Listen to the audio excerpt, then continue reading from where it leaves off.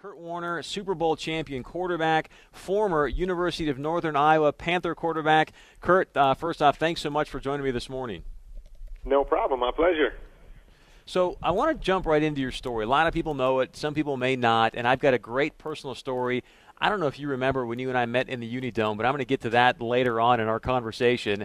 But you graduate, you get the free agent call to go to the Packers, didn't work out, you end up bagging groceries.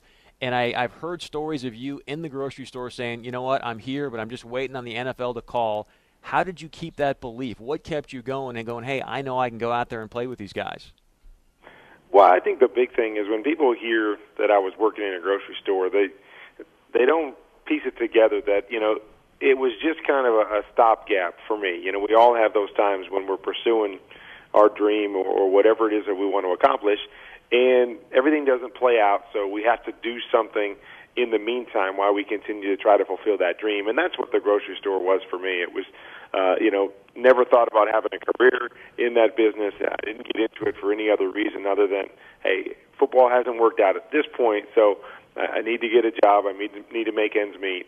But I never believed that, I wasn't going to be playing football again. I knew that was just kind of a short period of time there where where no football was going on, and I was just waiting to get a call, and I was waiting to get another opportunity. So it wasn't by any means something that, took away my faith or my belief that I could accomplish that.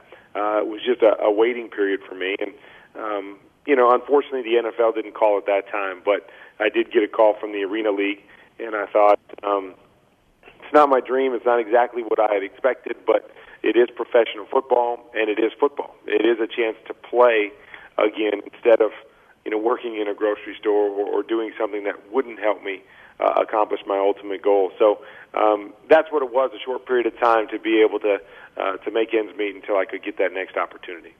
Again, Kurt Warner, former Super Bowl champion quarterback, former UNI quarterback. I mean, Kurt, I know what you say. Kind of, I can hear in your voice, like, "Hey, Chris, that's just who I am." But let's be honest, we live in a microwave society today. I mean, 99% of the population probably went, "You know what? I'm bagging groceries. It just is what it is, and I don't have the fortitude to go on." So, is there a strategy or something that kept that belief in your heart? Maybe you can share with people to say, "Hey, you know what? It's not a microwave society, and this is what I did to stay on course." Well, for me, I believed that I could play at that level, and there was no doubt in my mind. And ironically enough, that I went to Green Bay and got cut from Green Bay, and then started working in a grocery store. And so, probably one of the most humbling experiences of my life, where you go from on the cusp of accomplishing something that you've always dreamed of to working for $5.50 an hour at night in a grocery store. Pretty humbling experience, but ironically enough, getting cut from Green Bay gave me more confidence than I had up till that point. Is that I got a chance to compete against Brett Favre and Mark Brunell and Ty Detmer, guys that have been great in college. Obviously, Brett, tremendous in the pros, but guys that had accomplished a lot. And I believed a lot in myself coming out of college, but there were still a lot of questions in my mind. Okay, how good am I? I only played 1 year in college. Yeah, I was pretty good, and I thought I was pretty good, but I need to compare myself to some of the, some guys that can play at this level and play at a high level. And so when I went to Green Bay, I was able to do that. And even though I got cut after 5 weeks, I got a chance to really compare my skills to those guys. And when I was cut, I told myself, I said, you can do this. There's no doubt in your mind that you can accomplish this, you can play at this level, and you can compete with these guys. And so now you just need an opportunity. And then it was from there that I went to the grocery store. And, I never lost sight of that I knew it was really just about opportunity. Up to that point in my life, every time I had gotten an opportunity, I was able to seize it and have success. And I believe this was going to be no different. And so now it was just preparing. I was working out. I was throwing the football. I was doing everything I needed to do. Then I was working in the grocery store at night, and I was just saying, all I'm going to do, I'm going to wait for that opportunity. I don't know when it's going to come, I don't know where it's going to come, but I'm going to be ready, and I believe that I can seize it and accomplish some great things. But so tell me this then. And I want to know what's going through your mind, because I've never heard this before playing sports. And you talk about, hey, Chris, I had belief in myself. I was building my confidence. You're with Green Bay, And all of a sudden, Mooch, Coach Mariucci says, he called you Pop Warner. He's like, Warner, get ready, you're going in. And you say, no, Coach, I'm not going in. What was going through your mind? Well, I'm not sure how it exactly played out, but what I do know, it was at our first mini camp that we had, and so I had just come into the system and really had no idea what we were doing. I don't even know if I could call a play at the time. And so, basically they were saying, well, do you want to go in here and play? And I was just like, Coach, I don't know what I'm doing. It's no use to go in there if I can't call the play and I can't execute the play, because what I knew at that point in time was that I was going to be judged on everything that I did, and I wasn't going to get many opportunities. So I wanted to be ready when I went in there. And so this was, the first day or two of training camp. I had just seen the playbook and really had no clue what I was doing. And so it was more of one of those situations where, Coach, I'm not comfortable because, I don't know anything yet. I'd like to have a couple days to kind of acclimate myself with the offense, so when I do go in, I can be successful and I can play. And so that's really what the scenario was. I don't remember it exactly or as animately as Coach Mooch and Brett and those guys remember it, because I'm sure it was an interesting situation for them to see. But that's really what it was for me, was that I don't want to put myself in there and do something that stands out negatively, because I know that they're waiting for opportunities to say, oh, this guy can't play, or I'm not going to put that guy in again, or whatever it might be. So that's really how the scenario played out. Again, Kurt Warner, Super Bowl champion quarterback, big game coming up Saturday, UNI versus NDSU. Kurt also played at UNI. Kurt, you come out of college, you're not an Elway, you're not a Manning, you're not one of those guys, and I've read that in 1997 as you had a religious conversion, it says. I'd like to hear more about your testimony and sort of how that's impacted your journey, because it hasn't been a first-round draft pick, go win Super Bowls. It's been, ups and downs. Well, I was raised in the church, and so felt like I had, good morals and beliefs, and knew the stories in the Bible and all of those things. But, most of my life was really about me, like most of us are, where it was my goals. I wanted to accomplish that, and really I called on God in situations where I needed Him. Things weren't working out. I wanted something to work in my favor, that hit my knees and go to God in prayer and say, God, if you could just give me this, or, one of those guys that, hey, God, if you give me this, then I'll do this for you the rest of my, crazy prayers like that. And through the course of my time, actually meeting my wife, who, had a faith and a relationship with God from a very young age.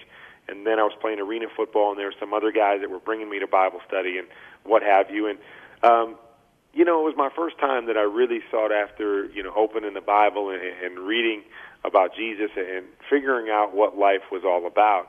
And in the process, I realized that I had it all backwards, that I thought God was there for me, and, He was there for when I needed Him and for me to call on Him. And I came to realize that that we're actually here for God, that my goal in life is to accomplish things and to glorify Him with my life. And it was at that point where I developed a relationship that was about me seeking God every day, saying, okay, God, what do you want me to do? What do you want me to accomplish? How can I represent you and draw more people closer to you? And that really became my quest. And I truly believe that the reason that I needed to go through the process of playing arena football and working in the grocery store and, going to Europe and all those different things that I did, it was preparation for me. That I wasn't ready to go to the NFL and have success, because if I had, it would have just been all about me. I would have been there to, get the big paycheck and to say, look at me. And, I needed that time to realize, hey, when I get there, I'm going to have an amazing opportunity to impact the lives of other people, to start my own foundation, to live my life in a certain way, to represent God and my faith in a particular way, and also to share my story. My story was very similar to a biblical story, where it's about a bunch of people in the Bible that weren't supposed to accomplish anything, that didn't have the talent, didn't have the gifts, but with their faith in God, they were able to accomplish great things. And I believe that's my life, is that I've never been the most talented guy. I wasn't supposed to be the guy that, played in the Super Bowl and got to the NFL and all of those things. But my story has presented me with an amazing opportunity to say, hey, God lifted me up and put me in this position for a purpose, and that purpose goes way beyond the game of football. And so it was the best decision I ever made. And I look back and say, man, I'm thankful that I didn't get to the NFL when I did, because I would have been a completely different person had I got there out of college than I was when I finally got there later on in life. Kurt Warner with us, Super Bowl champion quarterback. He's obviously exemplifying what he talks about. We'll talk about his foundation in a moment. Many of you, I'm sure, that heard the stories where, and Kurt, correct me if this is inaccurate, but where you'll be with your family, you're out at a restaurant, and you and the kids and the wife will sit down and go, okay, what family in here should we pick up the tab for? Then you pay for that family. Are those true stories? Yeah, that's one of the things that we do. And, so much of our life, because we've been blessed with a lot of things, and our kids are being raised in a situation that's very different than Brenda and my situation growing up, that we always are trying to do things to make sure our kids understand the importance of keeping your eyes on other people and being able to give back and focus on others instead of ourselves, because it's easy to do when you have a lot of stuff to just focus on what you don't have and want more and more and more. And so our goal is always to keep our eyes on other people and to make sure that we're using this position that we've got to impact them. Kurt, I want to take one phone call. There's a young lady here, Kim out of Fargo, actually went to school with you at UNI. I want to take one phone call, then I've got some rapid-fire questions for you. Kim out of Fargo, welcome to the Chris Berg Show. Good morning, Chris. Good morning, Kurt. Good morning, Kim. How are you? Doing well, thank you. I did graduate class of '94 as a Panther, so honored to be able to watch you play there. And on behalf of the Panthers, we're so proud of you, not just because of your success, but because of the manner in which you achieved it. And just want to kind of get your you're so welcome. Wanted to kind of get your thoughts around, you've achieved the ultimate success in football, and just want to kind of get your opinion a little bit on, some of the success that the UNI program has had over the years. Obviously, you played under Coach Terry Allen, and Mark Farley's doing a great job now, and just want to get your take on kind of why you feel as though this is such a successful program since we have the big game coming up this week. Kim, thanks for the call. Kurt? Well, I think it's been a tremendous program for a long time. Ever since, years before I even got there. And one of the reasons I went there was because you look at the track record of that, of the college, and it was amazing that every year they were competitive, every year they were successful, and, very strong historically. And it was one of the reasons I went there, that it wasn't a Division I school because I wasn't getting any scholarships there, but I wanted to go to a school that I felt I could make a mark because we were going to be a good football team, and we were going to be talked about and, opportunities to win championships. And I definitely wasn't disappointed. That tremendous coaching when I got there. A number of the really good players that I played with actually moved on to coach, and some coached at UNI. Coach Farley, right now, I think, always did a great job. Was always a great leader and a great coach. And, and so it's, I think, a combination of those two things, is that they've always had strong coaching. They've always had individuals that understood what it took at that level and really could implement that with the kids. I felt like the players were really, really good players. And, one thing you realize when you're in Iowa is that there's a lot of talent, but it doesn't get national recognition. And so they did a great job of recruiting the best talent in the state of Iowa and putting it on the football field. And when guys like myself would get passed over by other bigger schools that were from Iowa and were not necessarily a football mecca, they would get the best of that group. And, now it's become, one of those teams that is going to be good every year. And that obviously always helps with recruiting. When a guy gets passed over by a big school and they're looking at that next level, they want to go to a school that they know they can be successful and competitive year in and year out. And UNI is one of those schools. So, I just think it's been built the right way, from day one. And because because of their success. They're going to continue to have success because they're going to be able to get recruits that have been passed over by the big Division I schools. Kurt Warner, former UNI quarterback, huge game this weekend, NDSU versus UNI, number 3 versus number 2. Kurt, thanks so much for your time. To be respectful of that, I want to do a couple just rapid-fire questions with you, just some quick answers. We can go through some fun things. So, best player you ever played with or against, and why? Marshall Faulk, hands down, most complete football player and smartest football player that I've ever played with. Best quarterback in the game today, and why? Wow, that's a tough one. I would probably lean towards Aaron Rodgers the way he's playing. Yeah. Right this second. I would say that he's the best player right this second. But if you're going to say overall quarterback, I've got to go Tom Brady. Just with the success that he's had over the last 7-8 years. Does Tim Tebow take the Broncos to the promised land at some point? I don't believe he does. At least with what I've seen at this point. He's going to have to improve inside the pocket if he's going to win at this level, and I think we see that year in, year out. Your thoughts on Andrew Luck, and does he pull an Elway and a Manning and dictate where he's going to go in the draft? No, I don't believe that he pulls a move like that from what I've heard about him. But I think he's the real deal. I think we've seen a lot of success with young quarterbacks in recent history. I think he's a guy that's going to be prepared to play at this level and has all the tools. So really like him. Definitely think he'll be the number 1 overall pick, but I think he'll go wherever he's drafted. Who's going to be in the Super Bowl this year?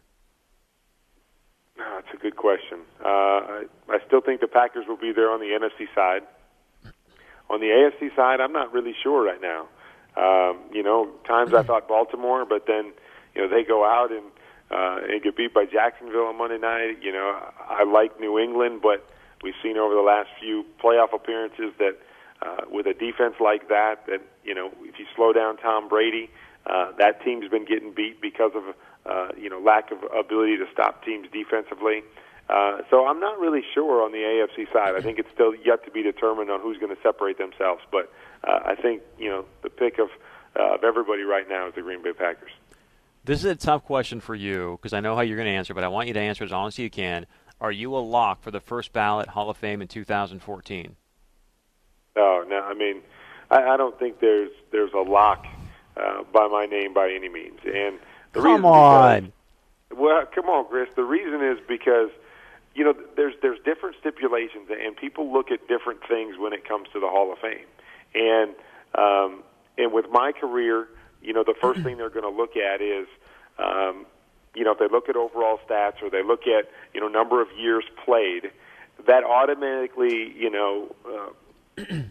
signals something to, different people. Well, he didn't play long enough, or he didn't play in enough games to be considered a Hall of Famer. And so that's, I think, going to be the big question. I think when I played and my stats in regards to the games that I played and the things that I accomplished in those seasons, I think definitely warrants me being considered a Hall of Famer. But definitely, the question is always, did I do it long enough? Did I play long enough? And so I don't think by any means that my name or that I'm a lock for the Hall of Fame, but I definitely think it'll be considered, and we'll see what the voters come up with. Kurt Warner with us, Super Bowl champion quarterback, former UNI quarterback. Just 2 more quick questions, Kurt. I'm going to set this one up a little bit. John Gruden, coaching at the Raiders, he goes on to the Bucs. They win a Super Bowl because Gruden knew the Raiders so well. Keep in mind, Coach Kleiman was the defensive coordinator with UNI. He's now the defensive back coach at NDSU. This Saturday, we've got number 3 versus number 2, NDSU versus UNI. Who wins this Saturday? Well, I mean, I'm going with the Panthers, of course. Oh, I'm just trying to set it up, man. Come on. Come on. I'm loving what they're doing. I love the success that they've had. They've won some great games this year, and so I'm definitely, with the purple. Definitely the Purple Panthers are going to go in and get a victory. I thought I might get more of an objective approach there, but I know what you're saying. And no are you going to be? Come on. I love Chris, but I'm not going with Chris. I'm going with the Panthers. Last question: are you going to be back on Dancing with the Stars anytime soon? Oh my gosh! You saved that one for last, huh? I'm just playing with you. Yeah, no, I don't foresee myself doing much dancing in my future. So it was good. It was fun. It was a great opportunity for me, and I really enjoyed being a part of the show. But yeah, my dancing shoes have been retired. Kurt, I want to say thanks so much for your time and share with you a quick story that I don't even know if you remember this, but when I first transferred from Stanford to UNI, I remember I'm getting ready for spring ball, and I just seen like Drew Bledsoe and those guys, 6'6" or whatnot. They can fling it 80 yards with a flick of a wrist, and you come up to me like, "Hey man, we didn't even know each other. Like, hey man, do you mind catching the rock for me?" It's when you were trying out for the Packers, and you were throwing the rock, and I'm like, "Man, this guy throws a decent ball, but." His feet aren't like Bledsoe's. He's not as tall as Bledsoe. And I'm like, boy, I don't know. I hope he makes it, but I don't know. And 5 years later, I'm in Washington, D.C. You're winning the Super Bowl MVP. It was just like, thank God I'm not an NFL scout, So well, congratulations on all your success. I don't think you were the only one. I don't think you were the only one that said all those same things. So, don't feel bad. I think that a lot of people were in that same boat. And who knows? At that point in time, I'm not sure I was ready for the NFL. But over time, I worked hard and got prepared and was able to play a lot more football. And, fortunately, I got the opportunity and it worked out for me. Well, I just want to wish you continued success with what you're doing. And I want to give you a chance, too, just to talk about your foundation for a minute or so and let people know what you're doing to go out there and make a difference. Well, our foundation is called the First Things First Foundation. And it's really based on giving opportunities to individuals that are less fortunate, and sharing the love of Jesus with them. And it looks a lot of different ways through our foundation. As I've moved into retirement, we've adjusted a little bit of our focus, but we deal with sick kids. We deal with children with disabilities because that's close to our heart with our oldest son. We do a lot of mentoring with kids, trying to give them, parental figures and people to lean on and being able to teach them about life. And we work with single moms. We work with, single parent families because, Brenda went through that and had to experience that in her life and the struggles that go with that. And so a lot of different great programs. Like I said, as we're moving into retirement, we're trying to refocus it. But most of it is spent on our time and being able to spend time with people and build relationships with people and share with them what makes us who we are. And in the process, hopefully helping them to be able to accomplish their dreams and their goals. And so if anybody's interested, you can go to kurtwarner.org on the Internet and check out the programs that we're running, the things we're trying to do. And we're always looking for individuals that are like-minded, that have a similar vision, because we want to change the world, but we understand you can't change the world by yourself. You need other people to join hands with you and believe in the same kinds of things. So kurtwarner.org on the Internet. If anybody's out there on Twitter, Facebook, and follow me on Kurt13Warner, always keeping updated with what we're doing. So, Chris, I appreciate you having me on the show. It's great to talk to you again. You too, buddy. Keep up the great work. Thanks for all you're doing, and again, congratulations on all your success. Super Bowl champion quarterback Kurt Warner, also former UNI quarterback. Again, huge game this weekend. Please go to his website, kurtwarner.org. Again, kurtwarner.org. Tomorrow, I want to let you know, Coach Kleiman, the former UNI defensive coordinator, is going to be joining us in the 8 o'clock hour tomorrow as well. We'll get his thoughts on the NDSU-UNI game. Thanks again, Kurt. Really appreciate your time there.